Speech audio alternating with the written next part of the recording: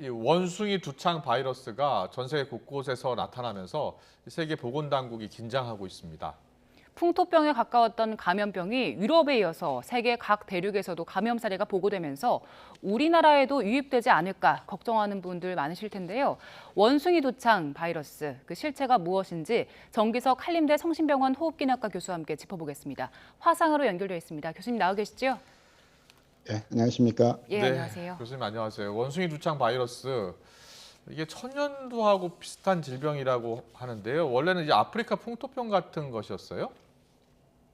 네, 이게 천연두는 우리가 이제 전 세계적으로 소멸됐다. 이렇게 이제 사람한테 걸렸던 네. 병인데요. 이제 50년이 다 돼 갑니다. 예, 예. 그런데 이 원숭이 두창이라는 것은 원숭이가 가지고 있던, 즉, 좀 더 자세히 말하면 원숭이한테서 발견된 천연두와 비슷한 종류의 바이러스라는 것이죠. 이게 예. 발견된 건 오래됐는데요. 네. 이제 주로는 지금 그 화면에 나오다시피 서아프리카 네. 또는 중앙아프리카를 중심으로 북토평 같이 있다가 그랬군요. 예. 최근에 웬일인지 갑자기 유럽, 미국 뭐 여러 나라 지금 한 15개 나라 정도에서 발견되고 있죠. 그래서 네.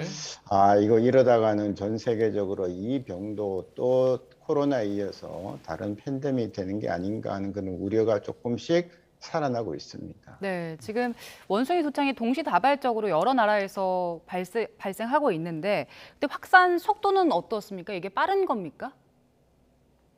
빠른 거죠.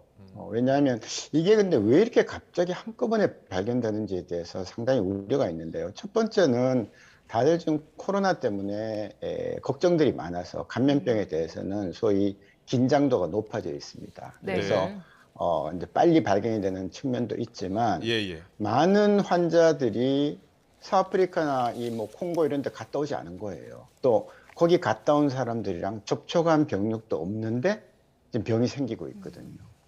과연 그렇다면은 발생한 각 나라의 사회에 코로나가 돌듯이 원숭이 두창도 돌고 있는 게 아닌가 하는 그런 우려가 생길 수밖에 없는 거죠. 자, 예. 지금 보니까 감염자 사진 저희 보여드리고 있는데 온몸에 이렇게 수포가 올라오더라고요. 주로 어떤 증상이 나타납니까? 일단은 저런 식으로 수포가 생길 수 있는 발진이 먼저 나와야 됩니다. 발진이 없는 것은 두창이 아니라고 얘기할 수 있을 정도로 예. 일단 있어야 되고요. 이제 얼마나 빨리 나타나는 문제인데 이제 경과 중에 저런 수포가 생기면서 일단 바이럴입니다. 예, 이제 모든 바이러스 감염이 되게 열이 나기 때문에 열이 조금 고열이 나고요. 네. 머리도 아프고 또 여기저기 이제 뭐 쑤시는 이런 등등이 이제 나타나고 특히 이제 이게 바이러스가 온몸을 돌면서 임파절이라는 데 들어가서 이렇게 이제 그 목이나 또 겨드랑이나 혹은 사타구니에 있는 임파절이 있지 않습니까? 이게 이제 붓는 그런 현상이 생길 수도 있는 걸로 그렇게 되어 있습니다. 네, 지금 보니까 주 증상 중에 하나가 발진인데 아프리카 같은 경우에는 그 위생 상태 측면에서 봤을 때 발진이 생기면 거기로 또 2차 감염 우려도 있겠습니다. 바로 그렇습니다. 이게 치명률이 꽤 높게 나타나는 것이요. 예, 예. 이제 그 피부가 벗겨지면서 2차 감염이 생기는데 그 감염을 조절할 만한 그런 능력이 좀 없는 국가들에서 저렇게 치명률이 좀 높게 나타나는 것이고 원래 천연두 저 병 자체는 그렇게 아주 코로나에서 처음에 봤듯이 그렇게 뭐 치명률이 굉장히 높다 그렇게 보고 있지는 않습니다. 네. 그렇군요. 자, 어떻게 감염되는지 좀 알려주세요. 환자의 뭐 침 같이 이렇게 밀접 접촉으로 전파된다고 알려졌는데 보통은 어떻게 감염됩니까?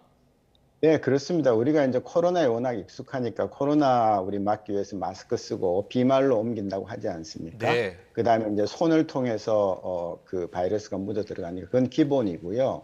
이제 이 경우에는 지금 쭉 보셨던 저런 수포 같은 데서 거기에서 바이러스가 묻어 있습니다. 근데 그거 수포를 이제 건드린 다음에 내 피부가 튼튼하면 괜찮은데요. 내 피부가 약간 흠이 나 있는 상처가 나 있는 경우에는 저 수포를 만진 다음에 내가 상처가 나 있는 피부를 건드리면은 바로 바이러스가 옮겨지는 그런 형태이죠. 예, 네. 그러면서 뭐 예를 들어서 이제 기침을 하고 뭐 재채기를 하면서 이제 비말이나 콧물 또 침 같은 게 나왔을 때 그것이 옆에 있는 사람 옷에 묻어서 그 옷에 묻어 있는 바이러스를 내가 손으로 잘못 건드려서 잘못해서 내 입이나 코로 가져갔을 때 아. 걸리는 거. 그렇군요. 그런 겁니다.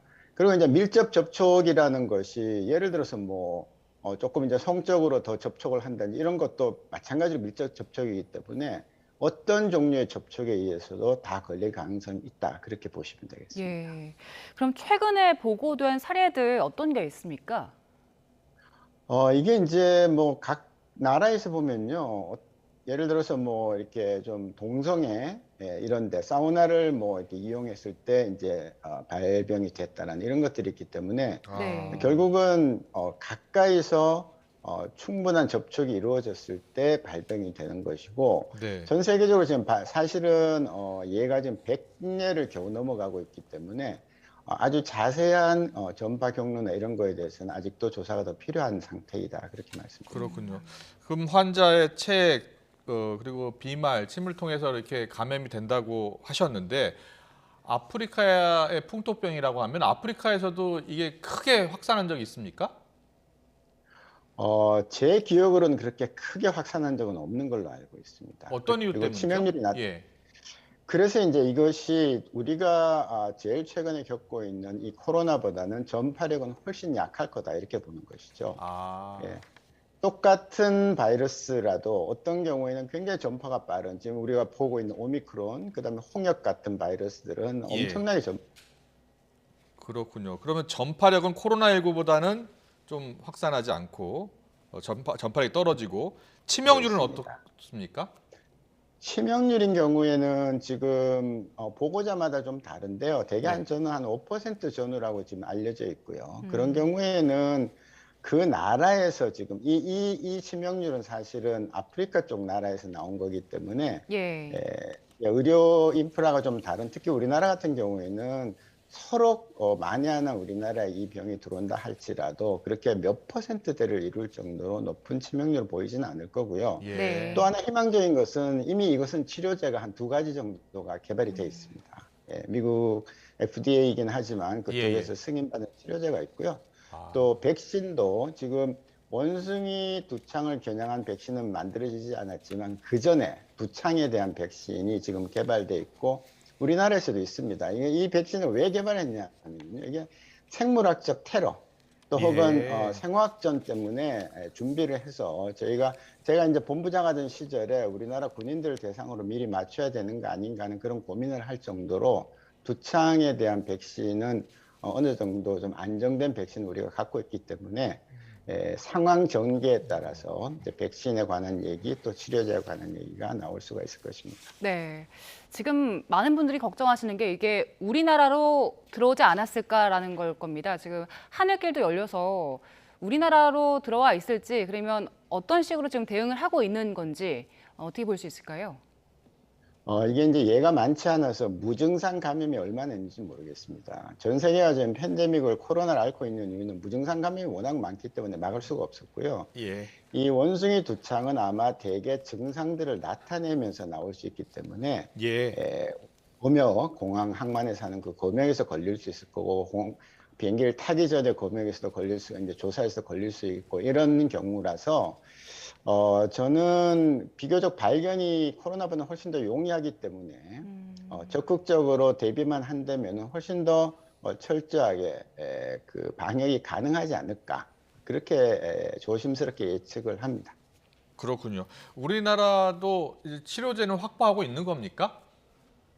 이 치료제는 아마 확보가 안 돼 있을 겁니다. 왜냐하면 이때까지 쓰인 적이 없기 때문에요. 다만 예. 승인받은 치료제가 있다는 사실은 분명하기 때문에 아마 네. 이거에 대해서도 이제 우리나라 보건당국에서 자체 개발을 할 수 있을지에 대해서 부지런히 연구를 해야 될 것이고 예. 치료제 확보에 대해서도 아마 지금부터는 좀 움직여야 될 것이다 그렇게 보고 있습니다. 네. 네, 일각에서는 지금 이 원숭이 도창이 코로나19처럼 팬데믹이 되지 않을까 하는 우려도 나오고 있던데 그럴 가능성도 있습니까? 첫째는 제가 말씀드리지만 증상을 가진 사람들이 아마 훨씬 더 많을 거기 때문에 코로나하고 예. 달라서 증상을 가진 사람을 즉시 격리시키면 문제가 많이 줄어들겠죠. 아.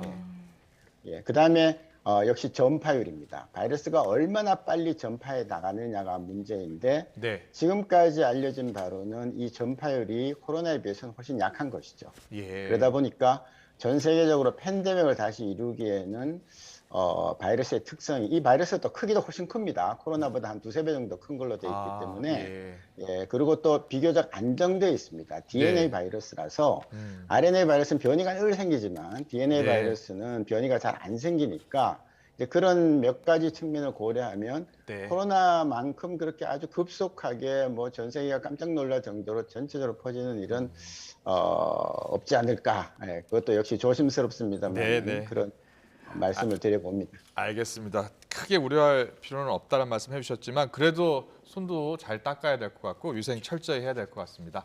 알겠습니다. 오늘 말씀 잘 들었습니다. 정기석 한림대 성심병원 호흡기내과 교수였습니다. 고맙습니다. 감사합니다.